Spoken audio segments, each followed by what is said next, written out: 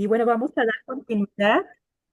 dar continuidad a la siguiente mesa con el doctor Benjamín Panduro. Voy a leer su semblanza.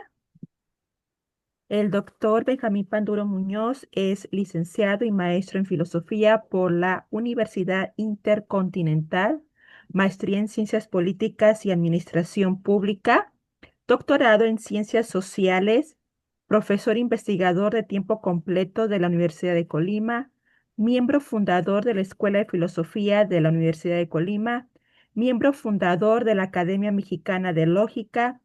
Sus libros Un mundo sin filosofía, Sabiduría convivencial de Zacualpan, Filosofía de la convivencia, Filosofía de lo cotidiano, Esclarecimientos, configuraciones, mediaciones y diálogos.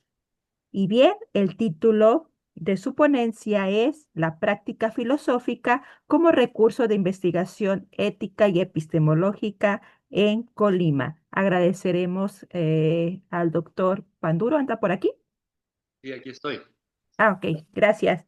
Adelante, doctor. Entonces, voy a compartir pantalla también. No debe tener ningún problema. Ok,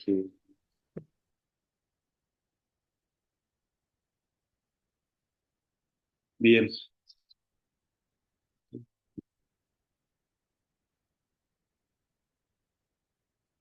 Sí. Bien, pues buenas tardes. Agradecer este coloquio que pues me parece muy interesante, muy importante. El tema, yo quiero hablar sobre la práctica filosófica como recurso de investigación de la Universidad de Colima. ¿Esto de dónde viene? Bueno, en la Facultad de Filosofía aquí de Colima estamos participando en dos posgrados, en bioética y otro posgrado en estudios ambientales. En ambos casos, pues, como profesores, pues, tenemos que apoyar investigaciones, ¿no? Sin embargo, hay un problema, ¿no? O sea, cuando se hace una investigación sobre ética, por ejemplo, el perfil ético en los docentes, digamos, o alguna situación ética en algún asunto de personas, bueno, ¿y cómo puedes aprovechar este, cómo entrarle a esta investigación? Es el problema. Y cuando hay muchos recursos ya, obviamente, de la sociología, de la antropología, que son interesantes, claro, ¿no? Desde Weber ya planteaba esto de cómo indagar, Durkheim, ¿no? Hay muchos estudios que hacen sobre los valores. Sin embargo, nos han dejado de lado a los filósofos. O sea, el filósofo, o más bien una mirada filosófica sobre los valores, difícilmente se incrusta en un trabajo, digamos, de bioética o en un trabajo de estudios ambientales. Tienen que recurrir a pues a metodologías más de corte pues, sociológico, ¿no? Y bueno, esa es como la situación, ¿no? Y bueno, a mí me quise hablar de esto, obviamente practico la consultoría y me, me- me- me- me gusta mucho esta actividad. Sin embargo, quiero abocarme a esto de la práctica filosófica, incluso se conecta un poco con lo que estaba comentando el doctor Zumiaje, de bueno, cómo estas prácticas filosóficas pueden realmente apoyar la investigación, ¿no? Cuando la investigación universitaria, la investigación académica, ha desplazado un poco esta mirada fenomenológica, hermenéutica, que se puede hacer desde la filosofía en muchas ocasiones dentro de las revistas, de las publicaciones en investigación, pues no están ahí presentes. Entonces, esa es mi preocupación.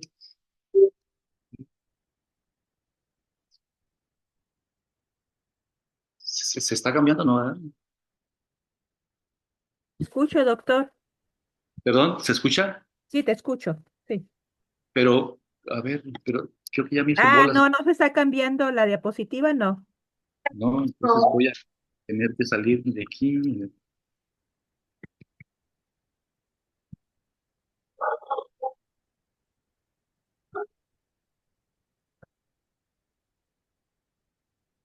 Entonces, bueno, participamos en Filosofía de la Convivencia, es un cuerpo académico y también es una línea de investigación en la que participamos. Y bueno, aquí la pregunta es esa, ¿no? ¿Cómo la cultura es dinámica, está en constante agitación? El ser humano es un ser cambiante, siempre en construcción, su entorno cultural pues también se transforma, ¿no? Y hay valores y criterios en transformación de manera constante. Sin embargo, la investigación que existe, por ejemplo, la teoría de los valores de Svarg, eh, pues es como un termómetro donde se observa, es como una radiografía que se puede tomar a los criterios o valores que existen en una situación.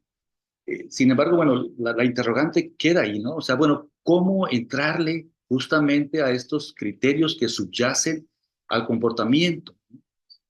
Este, a menudo estos criterios, pues no son los óptimos ni los mejores, este, porque muchas veces, obviamente al cuestionar o al confrontar, digamos, ¿no?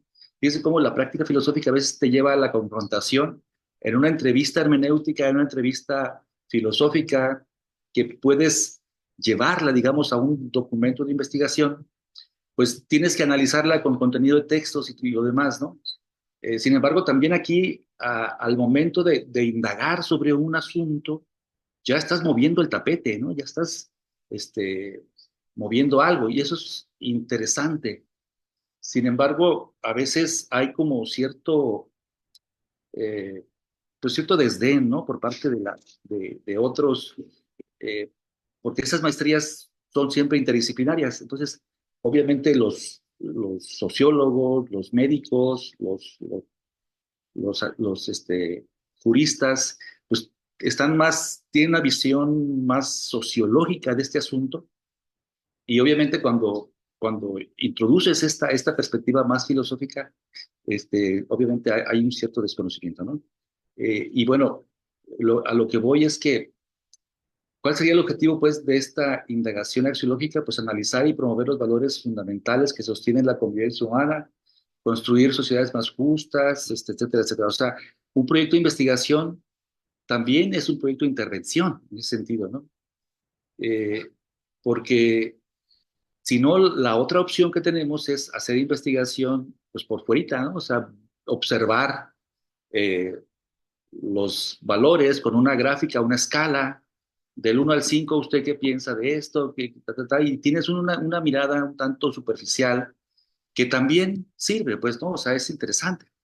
Sin embargo, bueno, algo mucho más a fondo sería utilizar la práctica filosófica para hacer una indagación, una reflexión más socrática, que llegue pues a la confrontación, que llegue al cuestionamiento, que logre ver qué es el criterio que subyace en la opinión de la persona que estás entrevistando, por ejemplo, ¿no?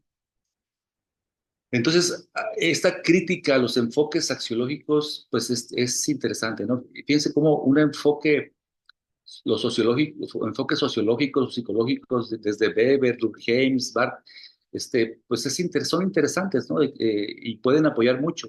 Por ejemplo, esta metodología que es muy usada, la teoría de los valores de Svarg, habla de sus dimensiones, sus ejes de bipolaridad, y bueno, y te arroja, pues, información, gráficas que puedes manejar muy bien.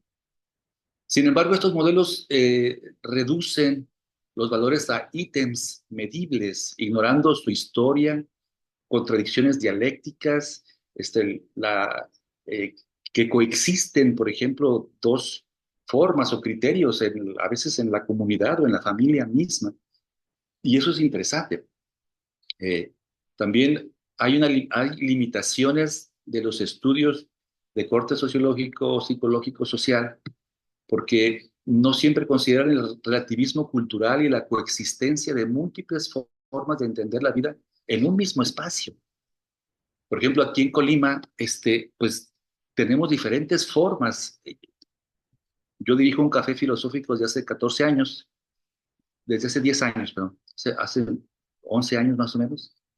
Y, y aquí nos damos cuenta que coexisten conceptos diferentes, conceptos más espiritualistas, más materialistas, conceptos diferentes de muchas cosas, ¿no? Entonces, es interesante esta coexistencia, pero a su vez es difícil a veces de encajonar en una metodología sociológica. Entonces, los valores pueden ser usados con un sesgo de control social también, ¿no? Por ejemplo, el uso de la idea de terrorismo o un calificativo que muchas veces, si le rascas, pues hay más bien hay una inducción, hay un control, hay una manipulación. La teoría de esta de los valores no aclara, por ejemplo, si los valores son entidades reales o constructos pragmáticos, lingüísticos, si son inducidos, y más en esta época en la que estamos muy expuestos, por ejemplo, a la manipulación eh, en cuanto a los medios, a los diferentes sistemas de comunicación e información. Hay muchos sesgos que ya están plantados pues, en lo que estamos leyendo a cada rato. Y bueno, eso es interesante ahondarlo en ello, ¿no? Entonces, estas contradicciones axiológicas son a veces ignoradas. Esos criterios como igualdad y jerarquía pueden coexistir en una misma sociedad. Este, y eso, pues, hay que observarlo también, ¿no? Entonces, el fenómeno de la intervención axiológica, podemos pensar que hay un sesgo inevitable, pues, en la investigación, ¿no? El investigador que indaga no refleja, muestra o transcribe la realidad social muchas veces, ¿no? Se ve envuelto en un fenómeno cambiante donde su intervención genera un sesgo que a veces no es posible negar y hay que incorporarlo y hay que decirlo, pues, ¿no? La mella o afectación como recurso, al intervenir, hay un impacto mella tanto en el investigador como en el investigado, esto que comentaba, ¿no? Esta mella, lejos de enturbiar la investigación, la hace más cercana al ser humano e involucrada, ¿no? Sin embargo, bueno, es interesante cómo en la academia, en la investigación, muchas veces se prefiere esta radiografía, esta fotografía, en este caso, sobre los valores, sobre los criterios, sobre formas de pensar. Se toman especies de radiografías y se deja al hombre, al ser humano que está ahí batallando, que está construyendo sus perspectivas, su perspectiva en el mundo, ¿no? Entonces, hay que verlo, pues, porque hay una investigación, la investigación tiene que verse también como un proceso de intervención, ¿no? La indagación sobre valores se transforma en un proceso de intervención. Al ser cuestionados, los criterios subyacentes son sacudidos y se propicia la reflexión, contribuyendo posiblemente a la paz, la ética, la armonía, ¿no? Llegar a esa reflexión sería interesante. Los valores, pues, también están vinculados con capacidades humanas universales, como dice Nussbaum, ¿no? Y se inscriben en las pautas deseables de comportamiento por las personas. Y esto está ahí de trasfondo. Y si como investigadores no lo vemos, creo que falta esta parte, falta pues más filosofía, ¿no? Más esta mirada de la filosofía práctica, creo que sería oxigenadora en este ámbito. Entonces, bueno, esta implementación metodológica se puede hacer mediante entrevistas filosóficas no estructuradas. Este, Estas deben de estar centradas en contradicciones axiológicas para recabar información sobre las situaciones prevalecientes, ¿no? Este, Es interesante pensar en los valores y criterios y en procesos de diálogo en contextos a veces narrativos, ¿no? O sea, a veces la confrontación no es tan sencilla como pasa en la consultoría, ¿no? Tiene uno que recurrir a, oye, y si alguien hiciera esto, ¿qué te parece a ti? ¿Tú qué le dirías a una persona? Cuando a veces estamos confrontando, pero sin que a veces sea tan directo, porque a veces no es posible, o hay personas que no lo digieren tan fácilmente. Entonces, también, por ejemplo, las historias de vida, mediante indagación filosófica es un recurso muy interesante porque salen cosas muy profundas. Entonces, creo que se puede hacer un análisis de contenido, bueno, ya en un ambiente interdisciplinario, el análisis de contenido resultante de esta intervención enriquece otros abordajes antropológicos. Se enfoca en los valores desde la percepción de las personas mismas y no como un mero estudio. Pues, este, por ejemplo, eh, hay varias tesis de maestría, trabajos que se han llevado a cabo donde hemos propiciado pues, que los alumnos que están haciendo sus tesis introduzcan esta práctica, ¿no? O sea, este diálogo socrático en sus investigaciones obviamente requiere de cierto adiestramiento, ¿no? Aquí el tutor tiene que modelar y tiene que llevarlos a esta necesidad. Entonces, por ejemplo, se establece un trabajo sobre la medicina tradicional en Comala. Comala es un municipio aquí en Colima, donde hay dos comunidades indígenas y bueno, es interesante. Entonces, aquí el tema es la epistemología en torno a la salud y la muerte en Comala. Reflexiones desde la práctica filosófica de los saberes, prácticas y criterios como en torno a la salud, la muerte en estos espacios, ¿no? El contexto problemático en México que existe en la medicina tradicional, profundamente arraigada con el método biométrico hegemónico en Comala, por ejemplo, Suchitlán, coexisten mentalidades que aprecian la medicina tradicional y la medicina alternativa, o bien llegado a una hibridación en las prácticas. Y eso es interesante, sin embargo, sigue habiendo un sesgo, ¿no? Entonces, hay una brecha epistemológica. El saber de la medicina tradicional es a menudo descalificado, folclorizado, subordinado por la ciencia occidental. Existe un sesgo impresionante de largo aliento, desde la colonización incluso, que incluye los saberes, eh, tildarlos con esta categoría de charlatanería, ¿no? Entonces, en ese sentido, es interesante pues, acercarse. Yo estuve participando en esta investigación y bueno, me encontré con, por ejemplo, entrevistar a una mujer que soba, a una mujer que cura, ¿no? De manera tradicional. Y es interesante, hay diálogos que todavía me resuenan, este, donde te das cuenta que hay una visión diferente de la muerte, de la salud.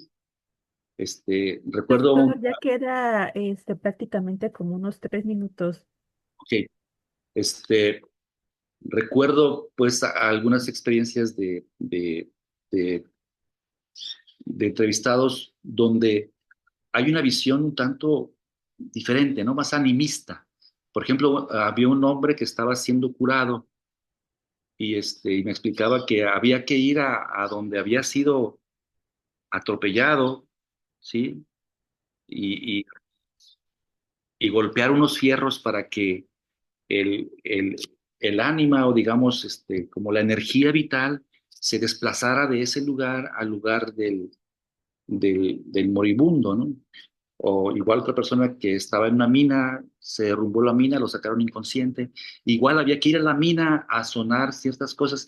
Eso me llama la atención y bueno, hubo que indagar y preguntar y bueno, tratar de entender, pues, ¿no? Que existe una visión diferente, algo como una espiritualidad trascendente, inmanente, no tanto fuera, sino inmanente justamente en la, en la percepción. Entonces, yo creo que aquí hay una oportunidad de este tipo de estudios, explorar pues precisamente estas visiones epistemológicas situadas, donde hay una forma de pensar y hay que entender que coexiste eso, ¿no? Entonces, muchas veces los estudios sociológicos son muy fríos, ¿no? Y nos dan una visión muy exterior, demasiado superficial, y se requiere pues de la práctica filosófica como una visión de investigación. Y bueno, rápidamente voy a las conclusiones, pues que la indagación mediante prácticas filosóficas sobre valores debe ser una intervención reflexiva y consciente de su propio impacto en la dinámica cultural. Hay un modelo, pues, ¿no? O sea, es que permite ese análisis crítico de las contradicciones axiológicas y la promoción de pautas de comportamiento deseables, lo cual es enriquecedor. Y me parece que por ahí tenemos que, por lo menos los que estamos participando, pues, en programas de investigación, pues creo que tenemos que apoyar esta parte. Y ante esto yo tengo una propuesta. La propuesta es que tenemos que crear una base de datos de práctica filosófica para sistematizar los hallazgos pues para poder ofrecerlo, pues, o para poder tenerlo. Por ejemplo, aquí en la Facultad de Filosofía de la Universidad de Colima, tenemos una base de datos sobre práctica filosófica. Obviamente fotografías, videos, transcripciones de cafés filosóficos, algunas consultorías filosóficas de grupo también. Estas son llevadas, pues, son transcritas y bueno, las tenemos ahí. Y cuando haya una persona que quiera investigar o personas que están este, abocándose a un tema, pueden recurrir a esa base de datos y creo que sería interesante, pues, Doctor, que disculpe que lo pudiéramos. interrumpe, pero ya es hora. Oye, las conclusiones, Ah, ok, está bien. ¿sí? Entonces, justo me parece importante esta propuesta, este, sobre la práctica filosófica para las universidades que tienen o están apoyando la investigación. Ok, gracias. Gracias a usted, doctor. Y bueno, vamos a dar para algunas preguntas al doctor Panduro. Los invito a que paren su manita, quien quiera participar. Por aquí creo que ya hay unos en el chat. Aquí hay una pregunta del doctor Homer en el chat.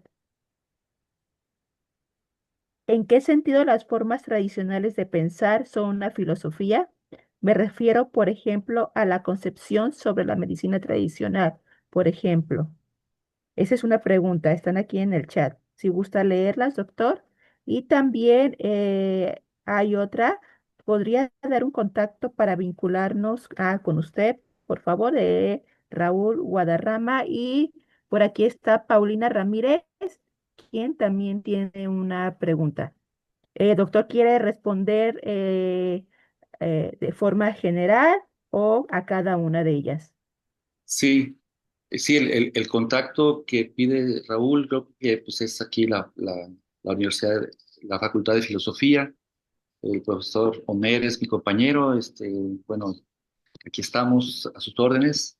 En cuanto a la pregunta del doctor Buatu, bueno, es que estamos hablando de epistemología, o sea, un estudio epistemológico, digamos, de tratar de entender la mentalidad, cómo piensan las personas.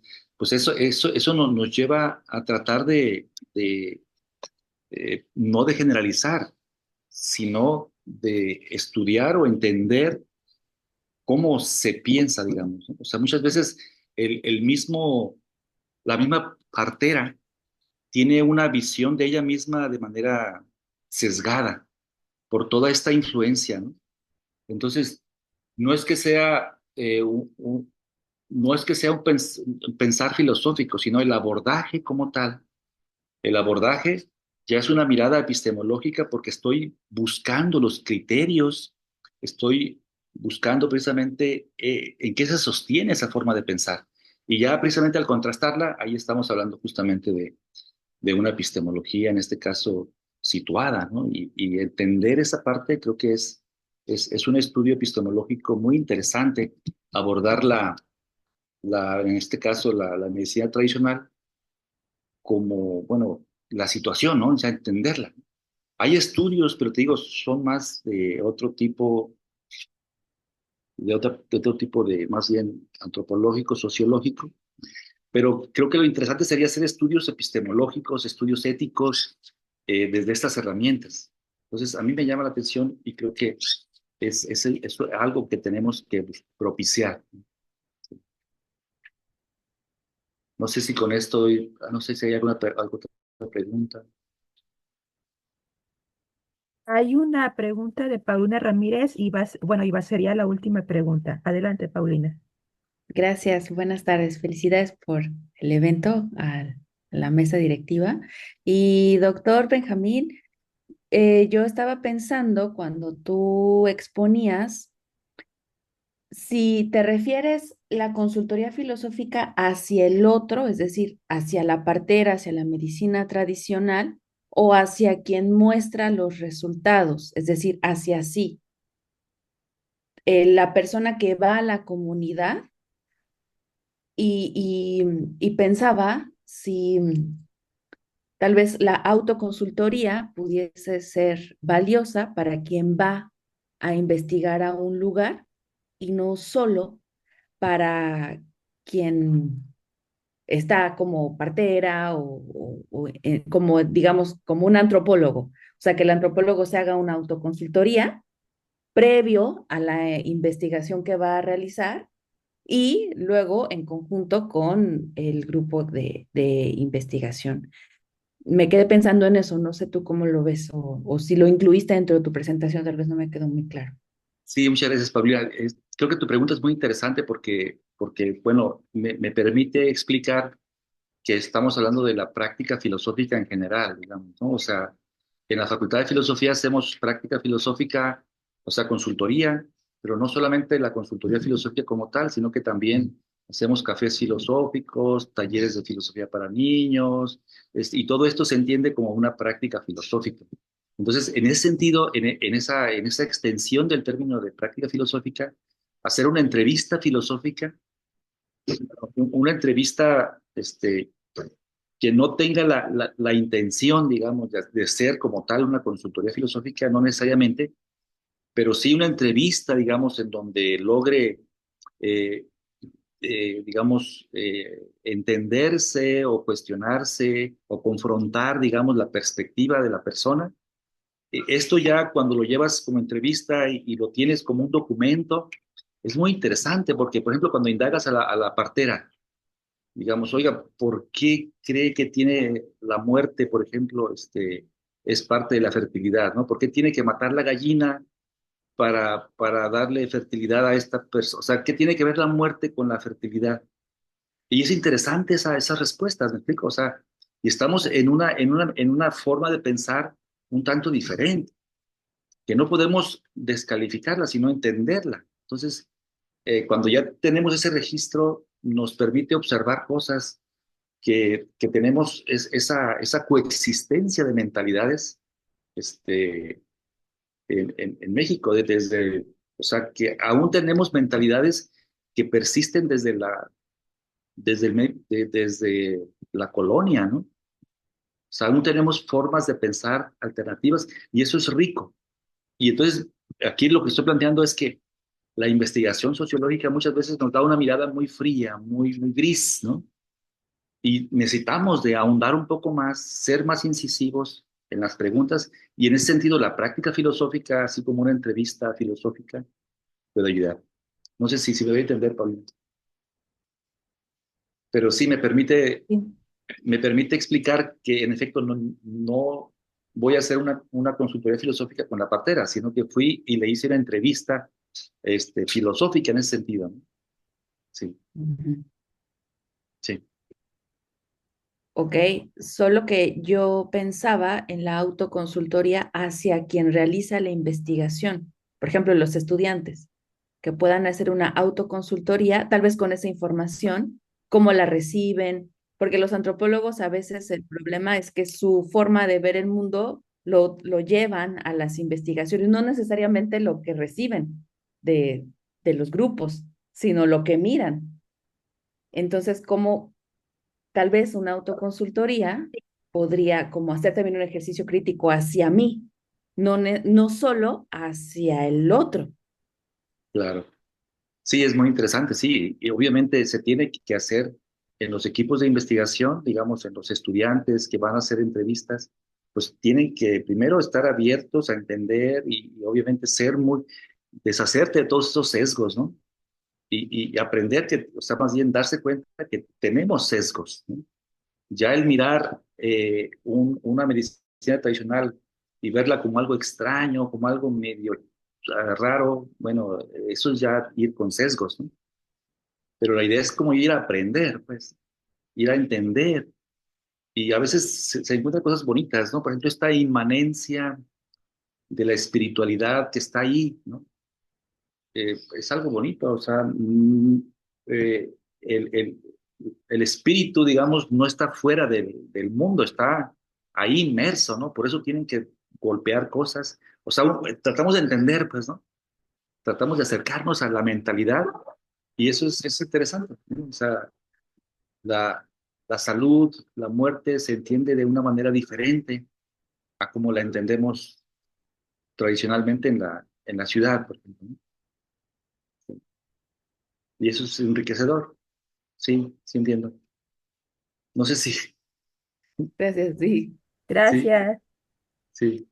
Gracias, Paula. Muchísimas gracias, doctor Panduro. Agradecemos su participación y claro que hay que aprovechar para poner los contactos, hacer relaciones, porque eso se trata, ¿no? De trabajar y de empezar a pues, hacer este colegio, ¿no? O sea, realmente entre todos nosotros. Y un aplauso para usted, doctor. ¿Mm? Y bueno, ya le dejo la voz. Ah, va a haber un receso, ¿verdad?